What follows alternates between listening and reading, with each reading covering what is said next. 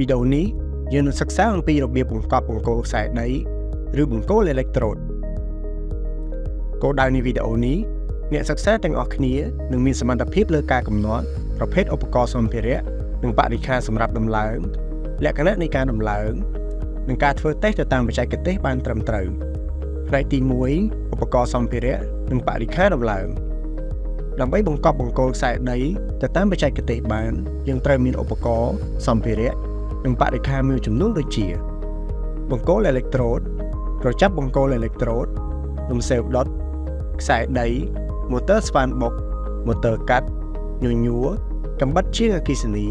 ម៉ែត្រទាញរណាសោមាត់ទូនវិសមុខសំប៉ែតមុខ4ដង្កាប់មាត់ក្រពើអូមីហ្គាម៉ែត្រផ្នែកទី2លក្ខណៈនៃការដំឡើងជំហានទី1ជីកដីទៅតាមស្ថានភាពសម្រាប់បុកបង្គោលតាមប្លង់ការងារជំហានទី2ដាំបង្គោលខ្សែដីទៅក្នុងដីតាមជម្រៅដែលបានកំណត់ក្នុងប្លង់ដោយប្រើម៉ូទ័រស្វែងបុកជំហានទី3ភ្ជាប់ខ្សែដីទៅនឹងបង្គោលខ្សែដីដោយប្រើក្រចាប់ឬរំសេវដុតជំហានទី4លាយល្បាយធ្យូងអំបិលម្សៅអេឡិចត្រូតលើបង្គោលផ្នែកទី3ការធ្វើតេស្តដើម្បីធ្វើតេស្តយើងត្រូវពិនិត្យខ្សែចម្លងដែលបានភ្ជាប់បង្គោលនីមួយៗថាវាមានភាពមាំទាំនិងភ្ជាប់គ្នាបានត្រឹមត្រូវហើយឬនៅវាស់អូនទៅលើបង្គោលនីមួយៗដោយប្រើប្រាស់អូមីហ្គាម៉ែត្រ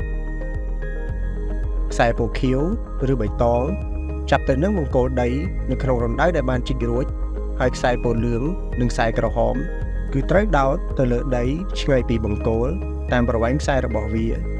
សម្រាប់ការតេស្តនេះគឺកំណត់យក5អូមចុះក្រោម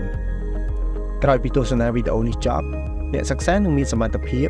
ទៅលើការកំណត់ប្រភេទឧបករណ៍សម្ភារៈនិងបរិក្ខារសម្រាប់ដំឡើងលក្ខណៈនៃការដំឡើងនិងការធ្វើតេស្តទៅតាមបច្ចេកទេសបានត្រឹមត្រូវអរគុណសម្រាប់ការយកចិត្តទុកដាក់ទស្សនាលើវីដេអូនេះជួបគ្នានៅវីដេអូបន្ត